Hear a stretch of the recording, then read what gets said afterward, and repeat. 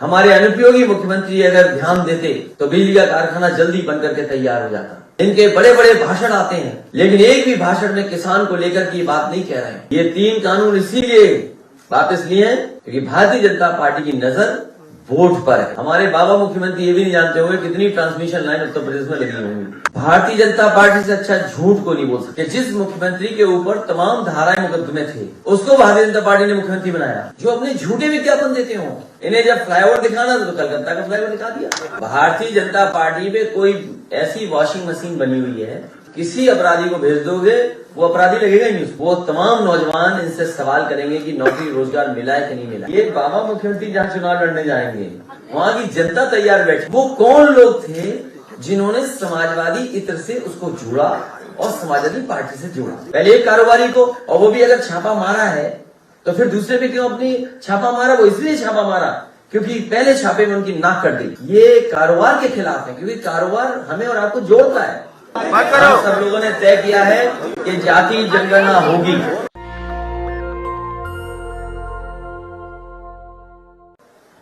और जिस दिन से नए साल पर 300 यूनिट का फैसला समाजवादी पार्टी ने लिया कि घरेलू बिजली का बिल 300 यूनिट माफ होगा और किसानों की सिंचाई माफ होगी, नए साल पे भारतीय जनता पार्टी को सबसे ज्यादा करंट लगा। मैं उनके भाषण सुन रहा था और उनके भाषणों में ये कहा जा रहा है कि आखिरकार बिजली कहां से आएगी। भारतीय जनता पार्टी के ना समझ बाबा मुख्यमंत्री जी,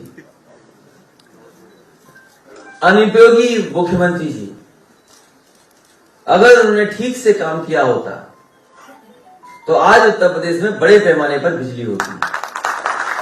हमारे उत्तर प्रदेश की गरीब जनता को, किसानों को, उद्योगपतियों को, व्यापारियों को और आम लोगों को इतना बिजली का बिल नहीं देना पड़ता जितना आज बिजली का बिल देना पड़ रहा है। मुझे याद है जिस समय नेताजी उत्तर प्रदेश के मुख्यमंत्री थे,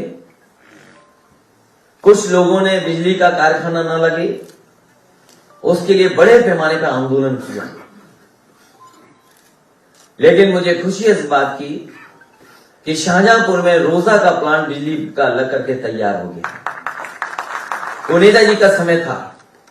इसी तरह झांसी में जो बिजली का कारखाना लगा हुआ है, अगर उस समय समाजवादी सरकार में वो फैसले न लिए हुए होते तो शायद पारिशा का पावर प्लांट भी नहीं लग पाता, जिसका उद्घाटन बाद में हुआ।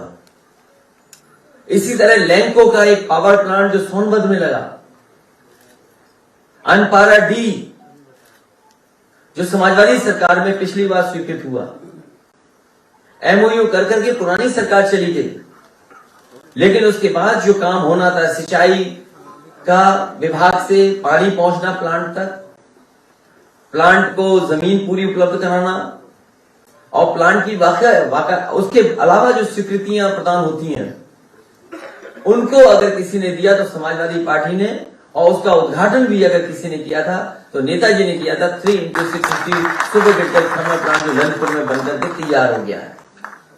उसके बाद एटा में 3x660 super critical thermal plant जो जवाहरपुर योजना के अंतर्गत लग रहा है।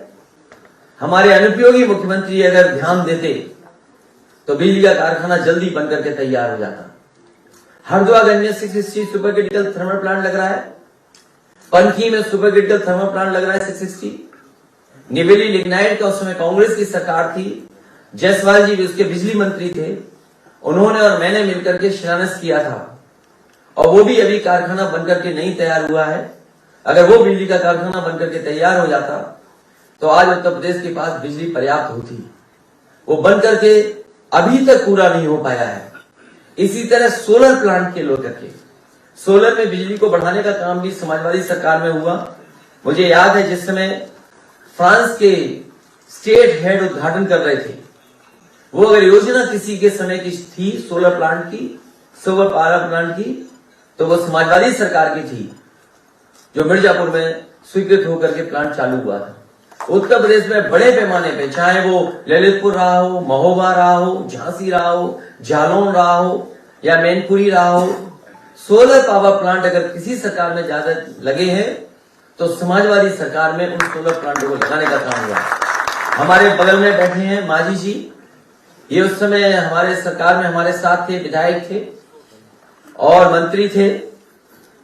इनकी विधानसभा में टांडा में जो एनटीपीसी का पावर प्लांट लगना था, जगह उपलब्ध नहीं हो पा रही थी, जमीन उपलब्ध नहीं हो पा रही थी।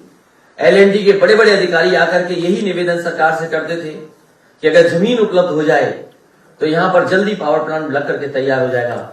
मुझे खुशी है इस बात की कि वहां के किसानों ने हमारा कहना माना, सरकार का कहना माना और पूरी की पूरी जमीन उपलब्ध करा दी। आज उसका परिणाम है कि वहां पर भी बिजली का बड़ा कारखाना लग करके तैयार हो गया और बड़ी कैपेसिटी का बिजली का प्लांट चल रहा है। 13 है 662 तो 1300 के लगभग मेगावाट बनकर के तैयार हो गया। ये बातें मैं इसलिए बता रहा हूं कि जब 300 यूनिट फ्री देने का वादा किया है तो उसके पीछे ये तमाम योजनाएं हैं जो समाजवादी सरकार बनने पर पूरी होंगी और उत्तर प्रदेश को 300 यूनिट फ्री घरेलू बिजली उपलब्ध कराने का काम करेंगे। हमारे किसान की आय तो दोगुनी ये सरकार नहीं कर पाई। इस सरकार ने वादा किया था भारतीय जनता पार्टी ने। अभी मैं इनके लंबे लंबे भाषण सुनता हूं, इनके बड़े बड़े भाषण आते हैं, लेकिन एक भी भाषण में किसान को लेकर की बात नहीं कह रहे हैं। पहले तो साजिश करके ये 3 ऐसे कानून लाए जिन कानूनों से किसानों की खेती बर्बाद हो जाती, जमीन छिन जाती, उनके हाथ में खेती नहीं बचती। मजबूरी में उत्तर प्रदेश का चुनाव देख करके उन्होंने तीनों कानून वापस ले लिए। और मैं जानता हूं और हमारे तमाम साथियों ने बताया कि जिस समय गाजीपुर से मऊ आजमगढ़ होते हुए जब सवेरे रथ पहुंचा था, भारतीय जनता पार्टी के होश उड़ गए और सबसे बड़ा काम उन्होंने किया कि किसानों के 3 कानून वापस ले लिए। जहां उत्तर प्रदेश के किसान और पंजाब के किसानों को मैं बधाई देता हूं कि जहां पर किसान लगातार आंदोलन करते रहे, पंजाब के किसान डट गए, देश के किसानों ने साथ दिया और उसका परिणाम हुआ कि तीनों कानून भी वापस हो गए। ये 3 कानून इसीलिए वापस लिए हैं क्योंकि भारतीय जनता पार्टी की नजर वोट पर है। साथ ही साथ ये तो बताया मैंने कि पावर प्लांट कहां लगे हैं। कोल जनरेशन से भी बड़े पैमाने पे बिजली बन रही है, लेकिन इस सरकार ने कोल जनरेशन पे कोई ध्यान नहीं दिया। जो हमारे शुगर मिल प्लांट थे उन पे सरकार की तरफ से नेताजी के समय पर एक पॉलिसी आई थी जिसके तहत बड़े पैमाने पे इन्वेस्टमेंट हुआ था और इन्वेस्टमेंट होकर के कोल जनरेशन के प्लांट लगे थे जिससे सरप्लस बिजली उत्तर प्रदेश सरकार को मिल रही थी। लेकिन इस सरकार की नाकामी की वजह से कोल जनरेशन आगे नहीं बढ़ पाया है। तो बिजली पर्याप्त का इंतजाम करना और साथ ही साथ हमारे बाबा मुख्यमंत्री ये भी नहीं जानते होंगे कितनी ट्रांसमिशन लाइन उत्तर प्रदेश में लगी होंगी। कभी आप बताओ पत्रकार साथियों, उनके मुंह से कभी ट्रांसमिशन लाइन शब्द सुना आपने? 5 साल गुजर गए, अगर कभी ट्रांसमिशन लाइन बोला उन्होंने तो बता दो। अभी वो रट रहे हैं अकेले में बैठ करके और अगली प्रेस में जाना पूछना कि माननीय मुख्यमंत्री जी आप रट पाए कि नहीं रट पाए। अभी वो अकेले में बैठ करके रट रहे हैं कि 3x63 सुपरक्रिटिकल थर्मल प्लांट कब बोला जाए। अभी हिम्मत नहीं जुटा पा रहे बोलने की और आपने ये सवाल पूछ लिया, वो कभी बोलेंगे नहीं। और ट्रांसमिशन लाइन बनाई उत्तर प्रदेश में क्योंकि पुरानी सरकार जो थी उसने शुरुआत की थी ट्रांसमिशन लाइन की और उस ट्रांसमिशन लाइन को पूरा करने का काम पूरे देश में अगर सबसे पहला इन्वेस्टमेंट ट्रांसमिशन लाइन में किसी में आया और उसको पूरा करने का काम अगर किसी ने किया तो समाजवादी लोगों ने करके दिखाया। उत्तर प्रदेश में फीडर अलग करना, फीडर सेपरेशन का काम, नए नए सब स्टेशन बनना, बिजली को अंडरग्राउंड ले जाना। मुझे याद है आजमगढ़ का सबसे पहले अंडरग्राउंड केबलिंग किया था, मऊ का भी शुरू करा दिया था, बनारस से पहले सारनाथ का सरकार से हो गया, लेकिन उस समय की भारतीय जनता पार्टी की सरकार ने कहा कि हम बनारस को भी करना चाहते हैं।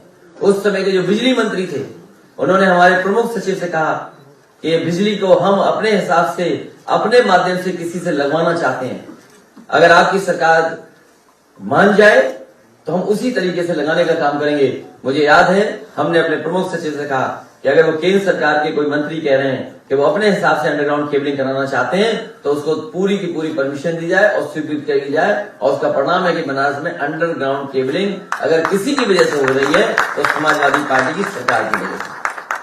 मुझे वो दिन भी याद है जो आज हमारे बीच नहीं है, लालजी टंडन जी, वो और बनारस के बहुत बुजुर्ग विधायक, कई बार के रहे विधायक जिनका बीजेपी ने टिकट काट दिया, श्यामदेव चौधरी जी, वो वहां हड़ताल पे बैठ गए थे। और हड़ताल पे इसलिए बैठ गए थे, वो चाहते थे कि प्रधानमंत्री जी के क्षेत्र में 24 घंटे बिजली हो जाए। कई दिनों जब हड़ताल पे वो बैठे रहे, उस समय के जो जिलाधिकारी थे उन्होंने मुझसे फोन पे कहा कि अगर ये हड़ताल पे नहीं बैठे तो हो सकता है इनकी जान चली जाए, इसलिए इनकी मांग आप मान लेंगे तो अच्छा रहेगा। मैंने उसी दिन फैसला लिया और उन्हें बुलाया, अपने यहाँ बैठा करके उनकी भूख हड़ताल छुड़वाई और उसी दिन बनारस को 24 घंटे बिजली देने का काम अगर किसी सरकार में हुआ था तो वो समाजवादी सरकार थी। अगर मेरा कहना भारतीय जनता पार्टी के लोग नहीं मानते हैं तो उन बुजुर्ग के घर पे जाएं जिन बुजुर्ग की आपने टिकट काटी है, वो कम से कम सच बता देंगे कि हाँ, उनकी भूख हड़ताल की वजह से उस समय की समाजवादी सरकार ने बिजली 24 घंटे दे दी थी। भारतीय जनता पार्टी से अच्छा झूठ को नहीं बोल सकता। समाजवादी पार्टी ने फैसला किया था जिस समय समाजवादी सरकार बनेगी वो किसान जिनकी आंदोलन के समय पर जान गई है, उन सभी किसान परिवारों को 25-25 लाख रुपए उनकी मदद करने का काम करेंगे। और साथ ही साथ एक किसानों के सम्मान में एक स्मारक भी बनाया जाएगा। अभी जो सूची आई है जिसमें विधायकों पे आरोप लगे हैं, एक रिपोर्ट आई, एडिया रिपोर्ट, उसमें सबसे ज्यादा विधायक जिन पर मुकदमे हैं वो भारतीय जनता पार्टी के नहीं। और पूरे देश का पहली बार इतिहास बनाने का काम किया है कि जिस मुख्यमंत्री के ऊपर तमाम धाराएं मुकदमे थे उसको भारतीय जनता पार्टी ने मुख्यमंत्री बनाया।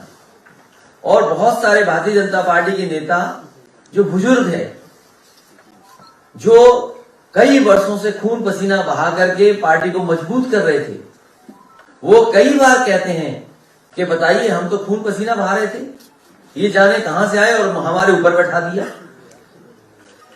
क्या वो भारतीय जनता पार्टी के सदस्य हैं? समाजवाद पे जब किताब लिखवानी थी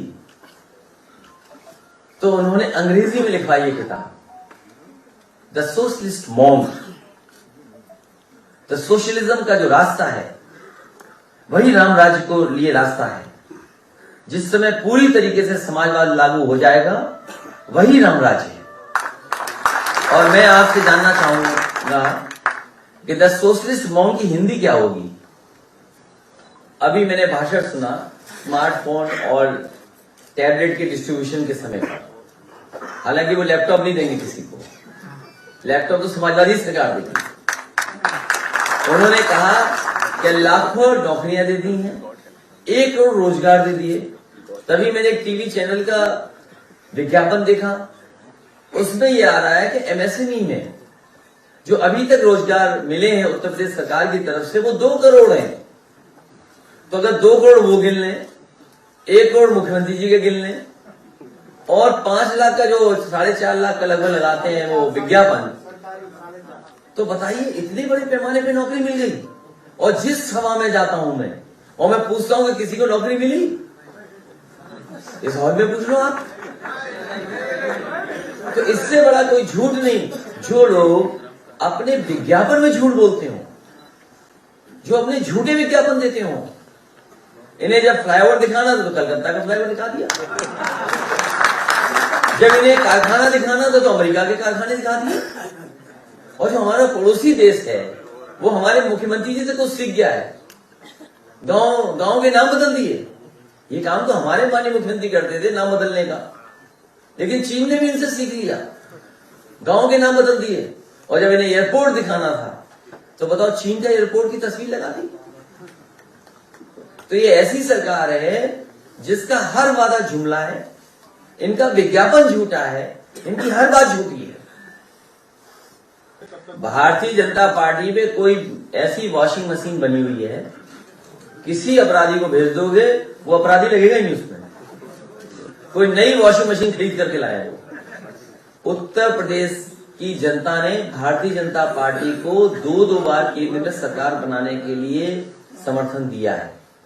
कम से कम भारतीय जनता पार्टी को उत्तर प्रदेश का कोटा बढ़ाना चाहिए था। बिजली का कोटा बढ़ा देते और कम से कम कोयले का भी कोटा बढ़ा देते। और 25 रुपए में खरीदोगे तो केंद्र सरकार क्यों बनवाई जनता ने, ये मुख्यमंत्री जी पूछते। लेकिन हमारे मुख्यमंत्री जी को पता ही नहीं है, उनका चीफ सेक्रेटरी बदल गया। जो दूसरों को कहते हैं 12 बजे सो करके उठते हैं, वो बताएं कहां सोते रहे कि उनका चीफ सेक्रेटरी बदल गया। और ऐसे सो रहे थे कि जिनका रिटायरमेंट होने जा रहा था 2 दिन बाद, उन्हें बताओ चीफ सेक्रेटरी बना दिया और एक्सटेंशन देकर के 1 साल का। तो सोचिए हमारे बाबा मुख्यमंत्री सो रहे थे कि जाग रहे थे। मैंने प्लांटों के नाम बताए। जिस समय नेताजी मुख्यमंत्री थे, मुझे याद है शाहजहांपुर का रोजा का पावर प्लांट लगा प्राइवेट। नेताजी ने इस प्रदेश के लिए कोल जनरेशन का प्लांट लाया। अनपारा डी का समावेश सरकार में हुआ। लैंको का नेताजी लाए। और मुझे खुशी इस बात की कि जिस समय मैं हरदुआगंज का प्लांट का शिलान्यास करने जा रहा था, तो जिस कंपनी को ठेका मिला था, जापान की वो कंपनी थी। वो कंपनी के जो सबसे बड़े अधिकारी आए थे जापान से चल करके, उन्होंने गिफ्ट में मुझे वो तस्वीर दी जब कभी नेताजी ने प्लांट का उद्घाटन किया था। तो उन्होंने कहा कि मैं आज वो तस्वीर दे रहा हूं कि एक बार आपके पिताजी ने इस प्लांट का उद्घाटन किया था और आज मैं आपके यहाँ शिलान्यास कर रहा हूं और उद्घाटन करने आऊंगा, तब दोबारा आपको मैं तस्वीर दूंगा।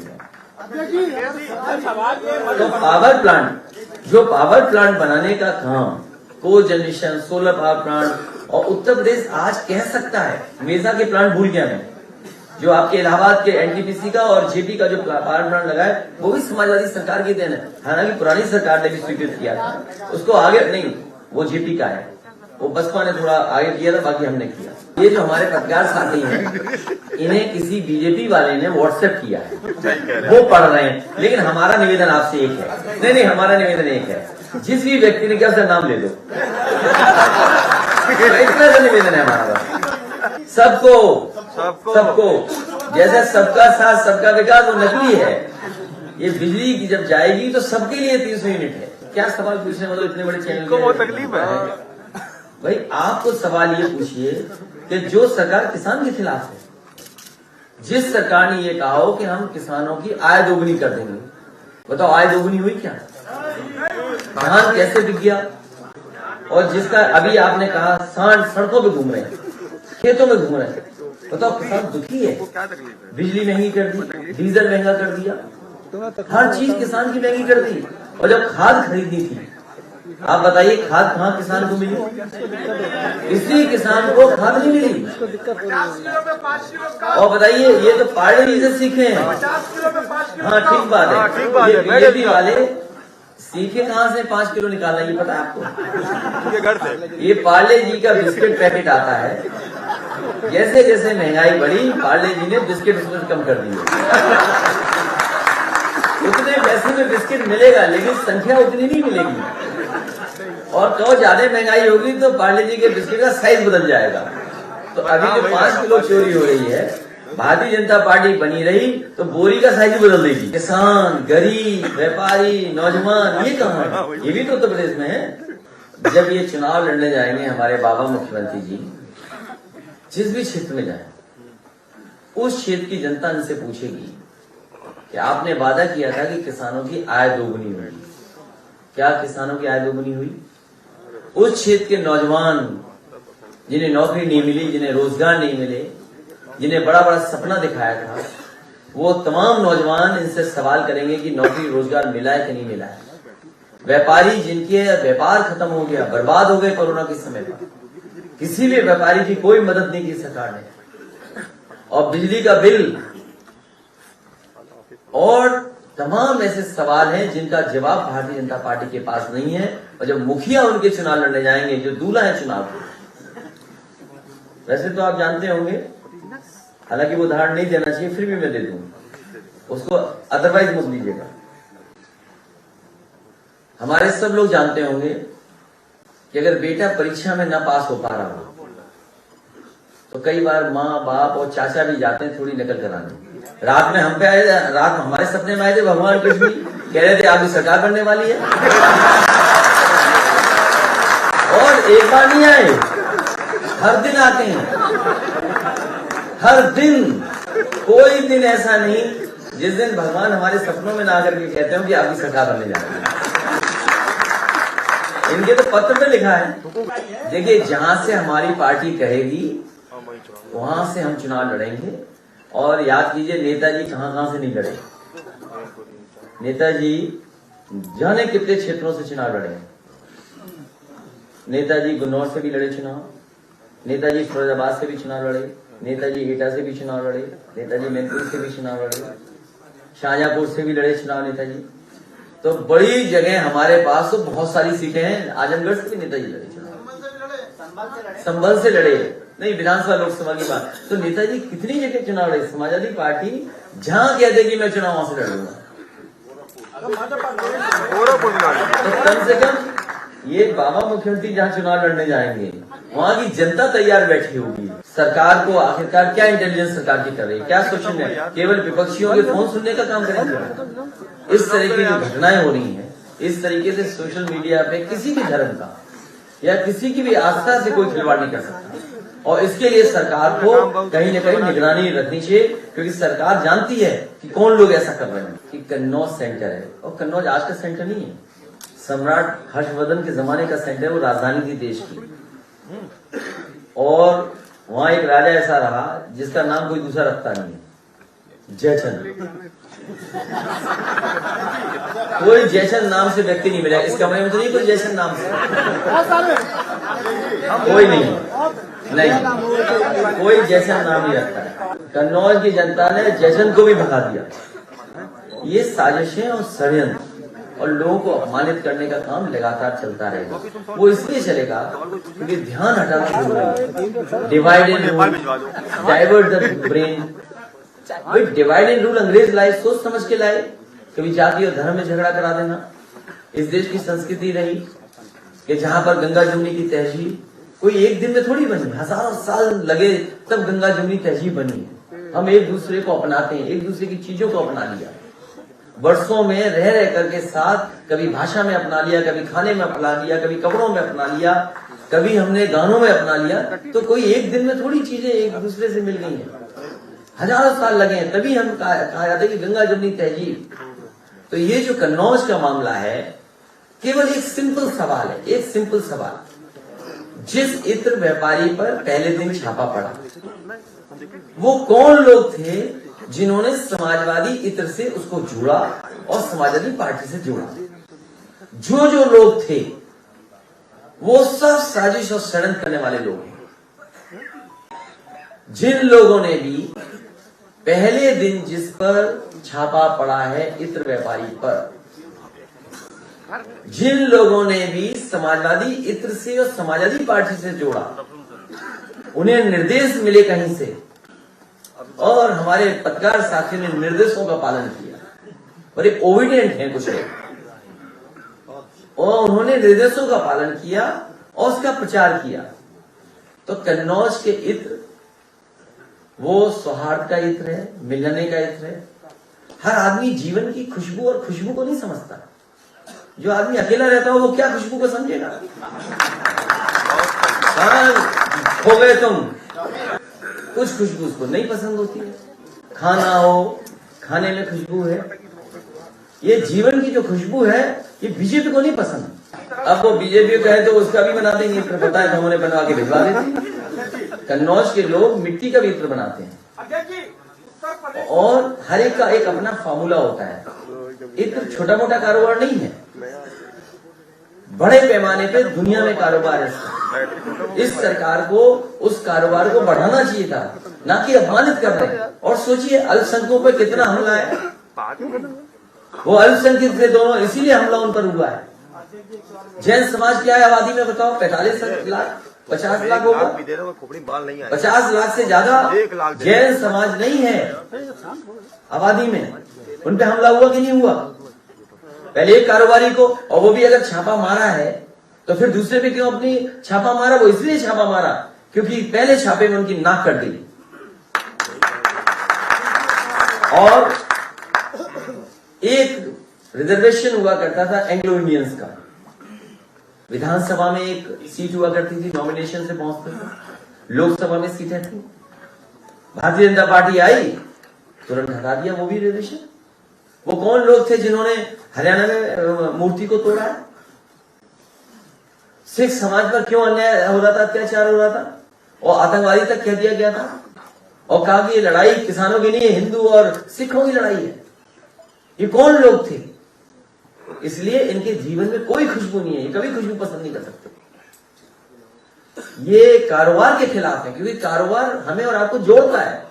अगर कन्नौज का कारोबार है तो किसान कहीं ना कहीं मेहंदी उगा रहा है, कहीं ना कहीं बेला उगा रहा है, कहीं ना कहीं से केवड़ा ला रहा है। केवड़ा लाने वाले की जात क्या है, इत्र बनाने वाला कौन है, लगाने वाला कौन है? तो कारोबार हमें जोड़ता है, व्यापार हमें जोड़ता है। ये कभी कारोबार और व्यापार की बात नहीं करेंगे, ये केवल नफरत की बात करेंगे। इनके अंदर केवल नफरत की दुर्गंध है। और ये तो फूल पेड़ों के नाम नहीं जानते। कई जगह की तस्वीर आई हैं, वो ऐसी तस्वीर है कि चाउमीन ठेले पे भी ज्यादा भीड़ दिखती है। अब जाने दोगे हम लोगों को कि नहीं जाने? जाति जनगणना होगी, सब लोगों ने तय किया है कि जाति जनगणना होगी। हम समाजवादी लोग जाति जनगणना के पक्ष में हैं।